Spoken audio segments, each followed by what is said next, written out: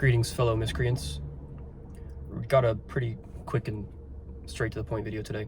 So, if you haven't been living under a rock for the last 5 years, I think it's pretty obvious that there's this like war on your creativity. There are forces at play beyond our control that are, whether they're man-made or spiritual or, who knows, right? Actively trying to sabotage your creativity, right? Actively keep you from expressing what's in your heart and in your mind and putting it out into the world, and instead have you go the opposite direction and take and consume, right? Consuming social media, consuming, movies, TV, video games, porn, drugs, alcohol. It's all available more than ever, and it's kind of being thrown in your face 24/7, if you ask me. And say what you will about those things, I think that for the purposes of this video, my only point is going to be that I think that those things can, in a lot of cases, be an obstacle to your creativity. Because what these things do is this pattern of consumption it's this like pattern of getting something for nothing, right? When you scroll social media, you might see someone who has, this dope vacation, and you get that hit of dopamine from seeing that, and you almost kind of pseudo think that like you're experiencing that, but you're not really experiencing it, and you didn't have to put the work that it took to create that circumstance in your life, right? To create those situations where you could go and live that vacation out, right? It's the same with drugs, alcohol. Like, you take this, you feel good, no cost. It's almost like it's betraying like the fundamental laws of the universe, right? If you've seen Full Metal Alchemist, there's a law of equivalent exchange, right? You can't get something for nothing. And so, in my opinion, I think that when we do those things, it's burning, dopamine in your brain that could otherwise be used towards your creativity. And I think that for all of us, there's some compassion, because we've all grown up in this hyper stimulating society where everything is at the click of a button, everything is right there that you could ever want, every vice, every possible distraction that could keep you from, fulfilling your life's purpose, which for us is getting what's in our heart out into the world through whatever medium that we've chosen, right? And so my point being that the way to fight back in this war for your creativity and this war for your attention is to become like a child again, right? And if you think about it, when you were a kid, you didn't have to try to create things, right? And, if you grew up in the early 2000s like I did, late 90s, the world felt brighter then. The world just felt like less stimulating, but it was more colorful at the same time.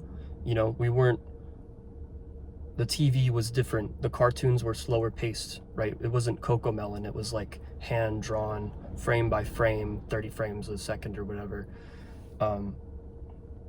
We went outside a little bit more. We had, for me, I played with Legos a lot growing up, and, drew a lot of like visual media. And I think that the secret to remaining creative as you get older is to keep that inner child like safe and untouched by the world, because the world will try to squeeze out of you that juice that makes you creative, that makes you unique, that is generative rather than consumptive, right? And so my point being that kid, that 7-year-old kid who sprang out of bed and went straight to the Legos, went straight to the guitar, went straight to, the paints, right? Like went straight to writing cool little stories or writing in your journal, whatever it was. That kid knew what's up, right? And I think that being a creative adult is figuring out how to honor that child in a little bit every day, right? And do something that's gonna do something every day for like the 16-year-old version of yourself, for the 7-year-old version of yourself, before you're kind of like grown up and you've had these, traumatic experiences, you've been scarred, you've been, told you weren't enough, you've been told that you're defective or flawed in some way. So get back in touch with that kid. You gotta like find that within yourself, and you gotta ask them like, what do you want to do today? Like what's gonna make you feel like you have value and like you have purpose, you know? Because if you have a kid and you just make them work 24/7, you never give them any free time, any play time, like that kid's gonna get dull quickly. Like their imaginative spark is gonna go away.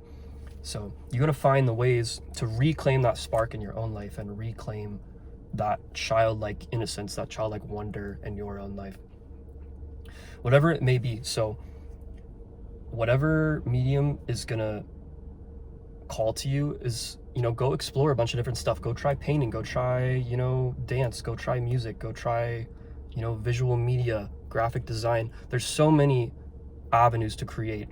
And if you don't want to become a consumptive wall-y human, like driving around on those motorized chairs, right, and they're just watching screens 24/7 and they're all super unhealthy, right? If you don't want to become that, this dopamine zombie that the modern world has kind of like handed to us, you have to actively choose every day to reclaim your attention and to get a little bit more bored. And every minute that you spend creating is worth 10 times the amount of time that you would spend consuming. So that's it. That's the video. Go today and create something new. Try something new. Go inspiration farm. And yeah, increase your quality of life. I hope you have a beautiful day.